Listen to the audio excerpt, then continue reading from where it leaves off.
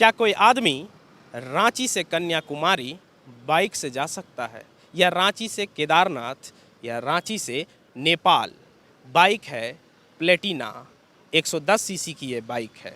हम सभी जानते हैं कि ये बाइक पावरफुल उतनी नहीं होती है, लेकिन इसका माइलेज बढ़िया होता है। आज हमारे साथ वही शख्स हैं जिन्होंने ये तीनों मिशन पूरी की है, रांची से कन्याकुमारी, रांची से केदारनाथ और रांची से नेपाल। हमारे साथ हैं अभिनव। अभिनव, घूमना हर कोई चाहता है, तो ऐसा क्या हो गया कि प्लेटिना से ही रांची से चले गए आप कन्याकुमारी? पहले तो आप सभी दर्शकों को मेरा नमस्कार। मेरा नाम है अभिनव और जैसा कि आपका जो क्वेश्चन है भैया, उसके बारे में आपको एक बात जैसा कि मेरा क्वेश्चन है, मैं उसके बारे में आपको एक शॉर्ट एंड सिंपल आंसर देना चाहता हूँ। देखिए भैया, घूमना हर कोई चाहता है, लेकिन कभी कभी क्या होता है कि हमारे पास जो रिसोर्सेज है वो कम पड़ जाते हैं। कभी पैसे कम पड़ जाते हैं, कभी घर से परमिशन नहीं मिलता है, कभी हम कुछ सोचते हैं कर नहीं पाते हैं। तो सबसे बेस्ट जो ऑप्शन है, आपके पास जो है उसी से स्टार्ट करो। मेरे पास उस समय प्लेटिना बाइक थी, तो मेरे अंदर एक मतलब बचपन से एक ही चीज़ मेरे अंदर मोटिवेशन के तौर पे आती है ना, कि आपके पास जो भी उससे स्टार्ट करो। बाइक मैटर नहीं करता, बाइक पे बैठा हुआ इंसान मैटर करता है। क्योंकि अगर आपके अंदर जुनून है ना, तो ये बाइक जो है, ये इसमें अंदर इंजन है और इंजन बना हुआ ही है चलने के लिए, तो ये चलेगी। बस इसको प्रॉपर टाइम पे रिफिलिंग करा लो, इसका इंजन ऑयल वगैरह चेक करा लो, बाकी मेंटेनेंस जो है वो अच्छे से कराते जाओ। बाकी सब कुछ आपके ऊपर, क्योंकि आप हार जाओगे, बाइक नहीं हारेगी। तो जैसा आप बता रहे हैं कि इसका स्पीड उतना तो जाता नहीं है, तो कितना दिन लगा था यहाँ से कन्याकुमारी जाने में और वापस आने में?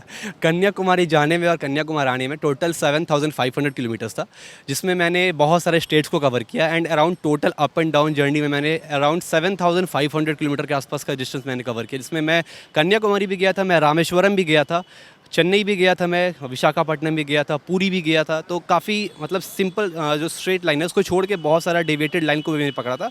तो टोटल जर्नी मेरा 7,500 किलोमीटर का, तो कवर करने में अराउंड मुझे 17 से 18 दिन का समय लग गया था इसमें। तो जैसा कि आप प्लेटिना से घूम रहे हैं, वीडियोस में आपके जो यूट्यूब पे वीडियोस आते हैं वो लोग देखते हैं कि आप बहुत किफ़ायती बजट में आप ये घूमते हैं और लोगों को बताते हैं कि आप कम संसाधनों में कैसे घूम सकते हैं। तो वो प्लानिंग कैसा होता है, कैसे होता है? तो मैं प्रिपेयर कैसे करता हूँ, मेरे पास सबसे पहले मैं बाइक की सर्विसिंग अच्छे से करा लेता हूँ। बाइक का जो भी मेंटेनेंस होता है, मैं जानता हूँ कि बाइक मेरी कहाँ पे धोखा दे सकती है, क्या कर सकती है। तो हर चीज़ के लिए मैं प्रिपेयर्ड रहता हूँ। और उसके बाद प्रॉपर रिफिलिंग, अच्छा इंजन ऑयल, ब्रेक वगैरह क्वालिटी सही है कि नहीं। अच्छा, तो जैसे कि अगर कोई दूसरी बाइक से जाए, जैसे लोग ट्रिप करते हैं बुलेट से करते हैं या महंगी गाड़ियों से करते हैं जो दमदार गाड़ियाँ होती हैं, तो आप प्लेटिना से घूम रहे हैं, 17-18 दिन आपको जाने आने में लग रहा है, तो जो जाने समय आप पहले से प्लान कर लेते हैं कि कहाँ रुकना है, क्या खाना है, या उसके हिसाब से जो कैलकुलेशंस होते हैं? देखिए, कभी कभी ऐसा होता है ना कि बहुत दिक्कत हो जाती है। मैं एक छोटी सी कहानी बताना चाहता हूँ। हम निकले थे रात के 12 बजे विशाखापट्टनम, हाँ, हम निकले थे सुबह रात के 12 बजे विशाखापट्टनम से, और हमारा जो नेक्स्ट टारगेट था वो चेन्नई था। लगभग 800 से 900 किलोमीटर का डिस्टेंस था। मुझे लगा था कि हम 24 घंटे के अंदर उस जगह पे पहुंच जाएंगे, लेकिन 24 घंटे से ज़्यादा लगे था। टोटल 36 घंटा नॉन स्टॉप हमने गाड़ी चलाया था, जिसमें हम सोए थे पेट्रोल पंप पे, योगा मैट लगा करके 2-3 घंटे का मैंने ब्रेक लिया था। बाकी खाने का ब्रेक था, बाइक को रेस्ट देने का ब्रेक था। तो छोटी बाइक पे सबसे बड़ी चैलेंज क्या आती है ना, कि आपका जो डेस्टिनेशन होता है, जैसे कि आपको विशाखापट्टनम से चेन्नई जाना है, बड़ी गाड़ी में आप क्या हो कि 7 से 8 या 9 घंटे में आप पहुँच जाओगे। छोटी गाड़ी होने का सबसे सबसे मेजर ड्रॉबैक होता है कि आपको टाइम बहुत लगता है, और टाइम मैनेज करने के लिए कभी कभी बहुत रिस्क आ जाता है। आपकी नींद पूरी नहीं होती है, या फिर आप हरास हो जाते हो, आप स्ट्रेस में आ जाते हो। तो उस सब चीज़ के लिए पीस ऑफ माइंड, क्योंकि हर चीज़ पीस ऑफ माइंड से कंट्रोल किया जा सकता है। तो बस 36 घंटा लगा था मुझे विशाखापट्टनम से चेन्नई करने में, और काफ़ी टफ था उसके लिए।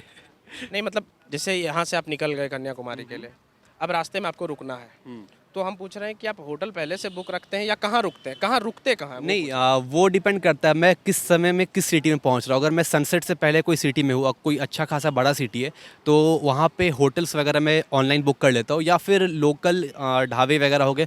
मैंने लद्दाख राइड की थी अभी हाल में। लद्दाख राइड मेरी जो थी वो कम से कम 18-19 दिन की थी, और लद्दाख राइड जो थी मेरी वो 1 महीने की थी। 1 महीने में मात्र मैं 2 दिन होटल लिया था। दोनों होटल कारगिल में था, बाकी सारा दिन मैंने कैंपिंग किया था। मेरे पास कैंप रहता है, तो ऐसा कभी इमरजेंसी आ जाता है कि मुझे होटल्स वगैरह नहीं मिल रहा, तो मैं पेट्रोल पंप पे कैंप कर लेता हूँ। मैं किसी सेफ जगह पे देख के अपना कैंप लगा लेता हूँ, खुद का खाना बना लेता हूँ। इस सबसे क्या होता है कि जो बजट होता है ना, वो काफ़ी ज़्यादा कम हो जाता है, क्योंकि मैं रिसोर्सेज अपने साथ कैरी करता हूँ। मेरे साथ सिलेंडर रहता है, खाने पीने का सामान रहता है, टेंट रहता है। तो ये सब चीज़ से जो बजट होता है वो काफ़ी ज़्यादा कट ऑफ हो जाता है, और एक बजट ट्रिप में कर पाता हूँ। और लद्दाख राइड में मैंने सारा दिन हाईवे पे जब मैं था तो जिस ढाबे में मैं खाना खाया उस ढाबे में सो गया, बाकी पहाड़ों पे मैं कैंपिंग किया था। और कन्याकुमारी वाले राइड में मैंने कैंपिंग नहीं की थी, मैंने सस्ते सस्ते होटल देखे थे। मेरे धर्मशाले में मैं रहा था, मैं काफ़ी किफ़ायती होटल्स में रहा था। बाकी बार्गेनिंग करना आपको आना चाहिए, बार्गेनिंग करोगे तो फिर बहुत आपका रिसोर्सेज जो है वो कम लगेगा। अच्छा, जब लद्दाख की बात यहाँ पे आई है तो ये सारा कन्याकुमारी केदारनाथ ट्रिप करने के बाद आपने लद्दाख की बात कही थी। एक बात ये भी है कि आपके वीडियोस में हमने देखा है कि कुछ ऐसा समय था जब आप रांची के शहर में रैपिडो चला रहे थे। क्यों रैपिडो क्यों चलाना पड़ा आपको? वो एक बहुत बड़ी कहानी है उसके पीछे। जब मैंने स्टार्ट किया था, खास करके जब आप झारखंड बिहार से बिलोंग कर रहे हो, जहाँ पे आपके पेरेंट्स की थॉट है कि बच्चा पढ़े लिखे गवर्नमेंट जॉब करे। हर किसी माता पिता का ये शौक होता है, तो हमारे भी माता पिता का शौक यही था। तो उस समय कभी कभी क्या होता है कि आपको घर से सपोर्ट नहीं मिलता है। घर से जब सपोर्ट नहीं मिलता और आपको जो जुनून है आपको वो करना है ना, तो उसके लिए आप कोई ना कोई रास्ता निकाल लोगे। तो उस समय मेरे पास बाइक थी और मैं कॉलेज में पढ़ाई करता था, गवर्नमेंट कॉलेज में अभी भी पढ़ाई करता हूँ। तो उस समय मुझे मालूम चला कि एक रैपिडो है जो लोकल बाइक टैक्सी होती है, इस पर आप कुछ पैसे कमा सकते हो। तो मैं लद्दाख की प्रिपरेशन कर रहा था। लद्दाख में करीब 30,000 तक का मेरा बजट लगने वाला था। मेरे पास उस समय पैकेट में मात्र 100-150 रुपया था। तो और मुझे गोप्रो भी खरीदना था। गोप्रो एक कैमरा होता है। मैं सबसे पहले जब मैंने व्लॉगिंग स्टार्ट किया था तो मैं हेलमेट में फ़ोन लगा के व्लॉग करता था। फिर धीरे धीरे घर वालों को सपोर्ट हुआ, घर वालों ने मेरी मेहनत को पहचाना। लोग घर वालों ने देखा कि मैं रैपिडो चला रहा हूँ। मैं घर से मैंने पैसे की डिमांड नहीं की थी, मैंने कैमरे की डिमांड नहीं की थी। जब घर वालों ने मेरा मेहनत देखा, मेरा जुनून देखा, तो फिर घर से सपोर्ट आने लगा। और रैपिडो एक ऐसा फेज़ था जो कि one of the best phase मैं बोल सकता हूँ, क्योंकि वो रैपिडो चला करके ना मैंने बहुत कुछ सीखा। बहुत सारे नए लोगों से मेरी मुलाकात हुई रांची के अंदर, बहुत सपोर्ट मिला। और उससे क्या होता है कि जब आप खुद से कुछ करोगे ना तो फिर आपको आगे जाने तक का हिम्मत मिलता है। अगर आप मेहनत कर रहे हो तभी आप आगे जाने की चाह रखते हो। अभी मैं एक ट्रिप पे था, मैं झारखंड से उदयपुर तक चला गया लिफ्ट लेकर के। बाइक को मैंने कुछ दिनों के लिए आराम दिया। मैं सोच रहा हूँ कि भारत का कल्चर एक्सप्लोर करूँ, भारत का कलर्स देखूँ, अलग अलग लोगों से मिलूँ, अलग अलग खाना ट्राई करूँ, अलग अलग लैंग्वेजेस में सीखूँ। इस कारण से मैं धनबाद से मैंने स्टार्ट किया था लिफ्ट लेकर के। 10 दिन के अंदर मैं उदयपुर पहुंचा। इसमें बहुत सारे बड़ी बड़ी सिटीज़ मैंने कवर की। और फिर मुझे आया कि आपके एग्जामिनेशंस होने वाले फाइनल, तो 30 आवर्स जनरल ट्रेन में बैठ करके मैं उदयपुर से रांची आ गया एग्ज़ाम देने के लिए। तो घर वालों को मैंने ये दिखाया था, ये मैंने उनको आश्वासन दिया था कि मैं अपना पढ़ाई कंप्लीट करूँगा और फिर जो मेरा गोल्स उसको मैं परस्यू करूँगा। तो मैनेज करना पड़ता है पढ़ाई और ये साथ में, तभी घर वालों का सपोर्ट। अगर पढ़ाई मैंने छोड़ दिया होता अभी तक तो घर वाले सपोर्ट नहीं कर रहे होते। अच्छा, आप इतने बड़े बड़े ट्रिप्स करते हैं, लगभग महीना भर एक आध ट्रिप में निकल जाता है, तो इसका जो फंडिंग जो होता है कि जैसे कहीं भी जाने में अमूमन 30,000 40,000 ऐसे लग रहे हैं, वो रैपिडो वाली बात अगर छोड़ दें तो उसके अलावा और कहाँ से हो पाता है ये जुगाड़? अभी क्या है कि YouTube पे काफ़ी अच्छे व्यूज़ आ रहे हैं, मेरे अच्छे खासे सब्सक्राइबर है, लोगों का सपोर्ट है। कभी कभी कुछ लोग सपोर्ट कर देते हैं गूगल पे के थ्रू। कभी कभी क्या होता है कि YouTube के थ्रू मुझे पेमेंट आ जाता है। YouTube मुझे ऐड पे पेमेंट करती है। आप जो वीडियोस देखते हैं उस वीडियो में जो ऐड आता है उस ऐड से हमें पेमेंट बनता है। अब ऐसा मत समझ लो कि अब बहुत पेमेंट बनता है। यूट्यूब एक ऐसा चीज़ है जहाँ पे बूंद बूंद से घड़ा भरता है। हमें बताने की तो आज़ादी नहीं है कि हमें कितना मिलता है, लेकिन इतना बता देता हूँ कि मेरा जो पेट्रोल का खर्च है वो निकल जाता है। अच्छा, आप इतने जगह घूमे हैं, देश में घूमे हैं, कोई ऐसा एक्सपीरियंस रहा जो आपको मतलब हिला के रख दिया कि ये ज़िंदगी में हमेशा याद रहेगा? हाँ, एक एक्सपीरियंस है। जब मैं प्लेटिना से नेपाल जा रहा था, तो नेपाल में क्या है कि जब पहाड़ शुरू होता है, बीपी हाईवे बोलते हैं उसको। बीपी हाईवे जो बहुत बड़ा हाईवे है, जो कि नेपाल काठमांडू को पोखरा से कनेक्ट करता है, पोखरा को बॉर्डर इलाका से कनेक्ट करता है। तो जब मैं उस हाईवे पे जा रहा था तो मेरे आगे एक बस जा रही थी, पब्लिक ट्रांसपोर्ट वाली बस थी। और उस बस में अचानक से ब्रेक गर्म हो जाता है, वो एयर वाली ब्रेक्स होते हैं, तो ब्रेक गर्म हो जाता है, ब्रेक फेल हो जाता है। तो राइट साइड में खाई थी, लेफ्ट साइड में कटा हुआ रास्ता था जो कि कुछ बस्ती में जा रहा था। तो ट्रक वाले ने काट करके लोगों की जान बचाते हुए वहाँ तक ले गया वो। और बाइक को बस को जाकर उसने पहाड़ में ठोक दिया। उस बीच बहुत सारे लोग कूद गए थे बस से, 15-20 लोग कूदे, इसमें बहुत लोग जख्मी हो गए थे। तो मेरे पास उसमें फर्स्ट एड किट मैं लेके हमेशा चलता हूँ जब भी मैं राइड पे रहता हूँ या फिर ट्रैवलिंग पे रहता हूँ। तो मैंने 10-12 लोगों का मैंने वहाँ पे फर्स्ट एड किया था। अगले दिन जब मैं काठमांडू पहुँचा, मैं पशुपतिनाथ में गया था महादेव जी का दर्शन करने के लिए। तो एक वहाँ पे मुझे मेघालय का आदमी मिला, वो मेरा हाथ पकड़ लिया, बोलता है भैया आप पहचाने? बोले मैं तो नहीं पहचाना आपको। वो बोला कि मैं कल बस में जब गिरा हुआ था, मेरे जो हाथ कट गए थे, मेरे जो पैर से खून निकल रहा था, आपने ही मेरा फर्स्ट एड किया था और आपने मेरी जान बचाई। तो वो मेरा बेस्ट एक्सपीरियंस था एक लाइफ का। दूसरा एक्सपीरियंस है कि जब मैं तवांग गया था, बुमला पास इंडिया तिब्बत बॉर्डर पे है, जिसको चाइना ने ऑक्युपाई करके रखा है। तो बुमला पास जब मैं गया था, वहाँ पे जाने समय काफ़ी अच्छा माहौल था, काफ़ी बढ़िया से हम गए। आने समय बर्फ़बारी हो गई, लगभग 2 फीट की बर्फ़ रोड पे जम गई थी। और मेरी बाइक जो थी उस समय एक्सपल्स 200 में लेके गया था, नई बाइक मैंने ली थी। और बाइक मेरी 51 से 52 बार गिरी है। मैं भी गिरा हूँ, हिम्मत मैं नहीं हारा। मेरे साथ जो मेरे साथी थे, जो मेरे पीछे बैठ के गया था, वो लोग काफ़ी पीछे छूट गए थे। तो वहाँ पे मैंने आर्मी से हेल्प लिया था, इंडियन आर्मी ने मुझे हेल्प किया था। इंडियन आर्मी ने मुझे खाना दिया था, रहने को जगह दी थी, और मेरे दोस्तों को भी वो खोजने निकल ही रहे थे, तब तक वो वापस आ गए। तो ये सब एक्सपीरियंसेस जो one of the best experiences है मेरी लाइफ का, शायद मैं ज़िंदगी भर कभी ना भूल पाऊँ इसको। जैसा आप ये बता रहे थे कि आप फर्स्ट एड किट रखते हैं हमेशा अपने साथ जब भी चलते हैं, और क्या होता है अभिनव के बैग में, या उसका पूरे बाइक पे और क्या क्या सामान होता है? मोस्ट प्रॉब्ली मैं कैंपिंग करता हूँ, तो मेरे पास एक 2 केजी का एलपीजी सिलेंडर रहता है। मैं हमेशा अपने साथ 2 केजी का एलपीजी सिलेंडर कैरी करता हूँ, ताकि मैं पहाड़ों पे कहीं भी आराम से कैंप कर लूँ। एक होता है बुटेन सिलेंडर आता है, वो थोड़ा महंगा आता है, मैं हमेशा बजट में करता हूँ। तो हाँ, जो कैन में होता है वो महंगा आता है, उसको बार बार रिफिल करना पड़ता है, या फिर आपको नया कैन खरीदना पड़ता है। मेरे पास एक 2 केजी सिलेंडर रहता है, वो मेरे बैग में रहता है। बर्तन रहता है, चावल रहता है, खाना पीने का सामान रहता है, और एक में मेरा टेंट रहता है। यहाँ पे मेरा टेंट रहता है, sleeping bag, yoga mat, -20 degree का मैं स्लीपिंग बैग हमेशा लेके चलता हूँ, और राइट वाले बैग में मेरे कपड़े रहते हैं, और एक मेरे पास नाइफ रहता है, जो मैं सेल्फ सेफ्टी के लिए यूज़ करता हूँ, या फिर जंगली जानवरों से बचने के लिए, या फिर गड्ढा वड्ढा खोदने के लिए, या फिर सब्जी वगैरह काटने के लिए।